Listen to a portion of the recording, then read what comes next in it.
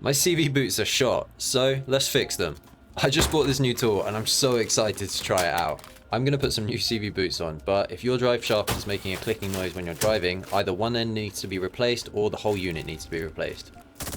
First, we need to get all the old crap off, so we're going to take off the clips and cut away all the old CV boots. Clips just peel away like a tin of sardines, and the boots you can just cut off with a knife or scissors, or just pull them off if you can. You then want to get all the old grease out. As the CV joint moves when the car's driving, it creates metal shavings which can mix with the grease and cause it to not lubricate as well. We're going to do this for both ends, and we're also going to move any moving parts by hand to check for any clicking or clunking. This would indicate that the parts are too worn and would need to be replaced. I'm checking this end for the same thing. No clicking, no clunking, free movement. Good to go. I'm giving everything a really good wipe down, get off as much of the old grease as you can, and then we can move on to the fun bit. You need a compressor for this tool, and the quick fit end that came on the part wasn't correct for my setup, so I needed to swap it out for the right part. I had no idea what this was going to do first time. I was so scared, but it was actually really slow, really controlled, really good. There are two buttons, one to open, one to close. I may have put the CV boot on the wrong way round the first try, but I just took it off, swapped it round, was good to go. You then press the open button, which opens it up, and then you can slide it over the CV joint.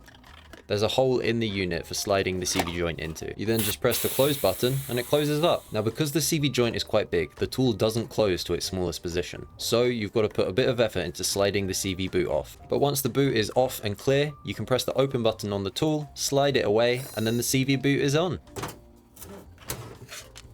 Then you just got to do the same for the other side, and because this side is a lot smaller, it's a lot easier to do. Now we want to get some CV joint grease and make sure we cover all the surfaces with a decent amount. Here I'm using a screwdriver just to apply it. Now I don't have the tool to apply these clips, but what I do have is a special metal cable tie tying tool. Special cable tie tying tool. Special cable tie tying... Oh God, that's hard to say.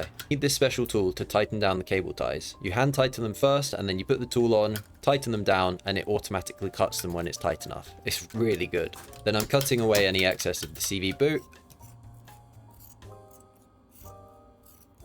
and doing the smaller side, so 2 cable ties per CV boot.